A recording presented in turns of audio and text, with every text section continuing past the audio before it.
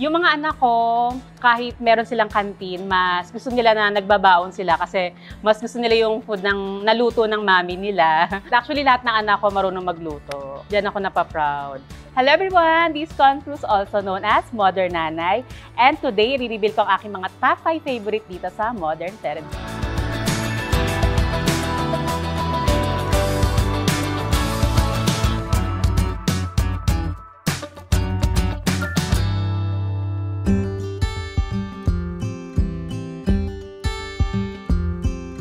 Top 5 kitchen appliances na hindi pwedeng mawala sa akin. Number 1, food processor. Kasi kung nakikita nyo, sibuyas pa lang 2 kilo na.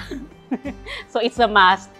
Blender, coffee machine, since napakahilig ko mag-coffee. May pressure cooker kasi nakikita nyo naman, ang dami kong magluto, so mas napapabilis sa akin kapag yung nagpapalambot ako doon ng karne. And last, yung aking electric kettle kasi mainipin ako. Gusto ko pa nagluluto ako, talagang kumukulo agad. So, bubusan ko agad ng tubig na mainit yan. So, yun yung aking top 5 favorite.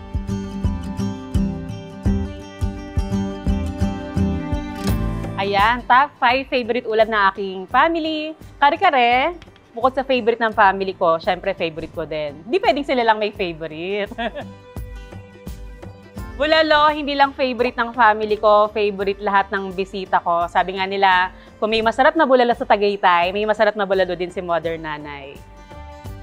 Sinigang, isa sa comfort food ng aming family.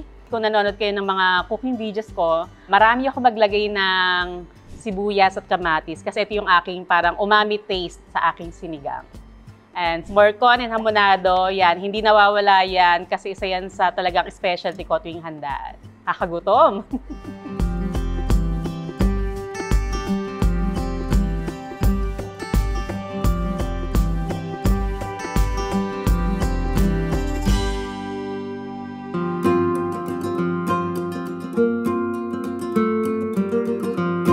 Okay, top 5 baon na i-recommend ko sa mga kapwa moms ko. Yung mga food na ready to fry kasi since nagmamadali tayo madalas. Sandwich, ayan, bagay na bagay sa ating mga bagets. Pwede nating laruin yan. Pwedeng lagyan ng mga bacon, ham, lettuce, ganyan.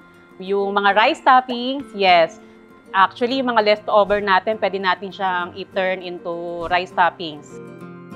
Last, wag natin kakalimutan yung mga fruits and mga snacks like cookies. Yung mga anak ko, kahit meron silang kantin, mas gusto nila na nagbabaon sila kasi mas gusto nila yung food ng naluto ng mami nila. So sa mga first time moms dyan or sa mga nahihirapan mag-isip ng baon, tulad ng ginagawa ko, naglalagay ako ng meal planner. So from Monday, Tuesday, Wednesday, Thursday, Friday, meron ako nakalatag na menu para sa aking mga kids.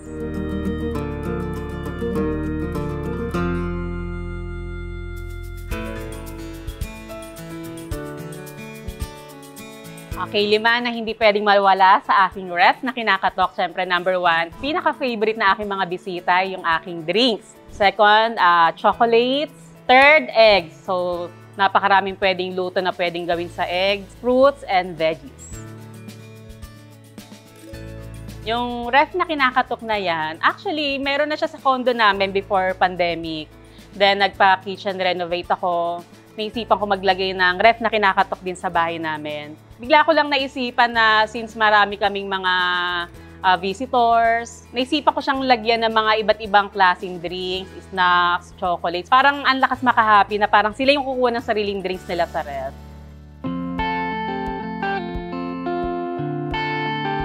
Ang message ko para sa aking 5 kids, number 1 sa aking stepson, kay Mark. Ang wish ko lang sa kanya, pwede na siyang mag-asawa. Kasi ano na siya, 28 years old na siya. Pwede na. Yes, nagluluto siya ng sarili niyang food. Actually, lahat ng anak ko marunong magluto. Diyan ako napaproud. Pangalawa, ang message ko naman for Marigold, soon to be bride. Enjoy mo lang yung buhay ng pagiging may asawa. Huwag kang magpa-pressure at nandito lang ako lagi. PM mo lang kapag may problema kayo na asawa mo, awayin natin. Kay Soleil, sa aking anak, kasi magka-college na siya, pagbutihan mo sa iyong pag-aaral. Lagi nandito lang si Mami nakasuporta sa'yo. Sa aking pang-apat na anak naman, kay Mateo, Meto, sobrang kulit nito eh. Ang masasabi ko, medyo bait-baitan mo ng konti na kasi parang nangangayayat si Mami sa ano mo sa kakulitan mo. Pero love na love ka ni Mami. Sa aking pang-limang anak, kay Miyu, 1-year-old pa lang siya.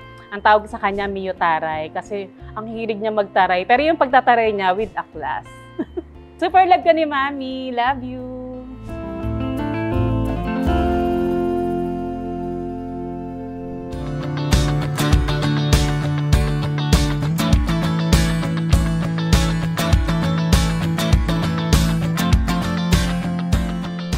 That's it. Thank you for watching. This has been Modern Nanay for Modern Parenting. For more videos, please subscribe to Modern Parenting YouTube channel. Bye everyone!